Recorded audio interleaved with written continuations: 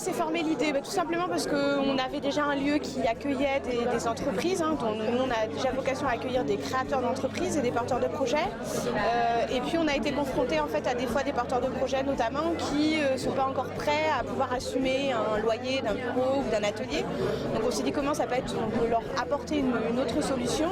Et puis on est sur un territoire qui est périurbain, donc à tendance dortoir on va dire, avec beaucoup de migration domicile-travail sur l'agglomération nantaise. Et vu le contexte actuel en termes de déplacement, on trouvait intéressant de pouvoir aussi proposer une alternative justement à des salariés qui n'auraient plus à se déplacer jusqu'à Nantes, mais pourquoi pas à rester plus proche de leur domicile pour venir travailler et être dans un environnement tout autant professionnel que s'ils étaient au bureau.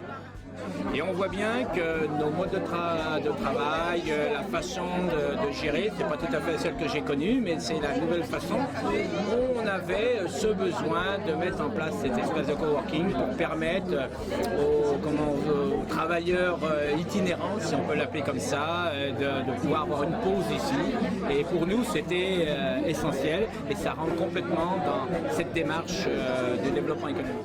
Elle participe par le seul fait que c'est elle qui a financé, c'est elle qui finance aussi l'exploitant entre guillemets Interface, parce que Interface est là en soutien, parce que nous on n'avait pas les moyens humains et puis on n'avait pas les compétences en la matière pour gérer une pépinière, un espace de coworking.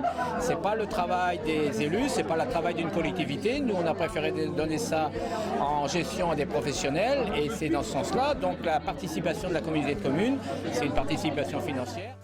Il y a des fois, bosser à la maison c'est bien, mais ça reste une maison, surtout quand on a un mari. Et qu'il est en congé, des fois ça peut être agaçant. Donc l'idéal c'est de venir là par exemple un jour par semaine pour moi me décharger aussi à la maison, parce que malgré tout, il y a du ménage en plus à faire, il y a de la vaisselle en plus à faire, petit message au passage.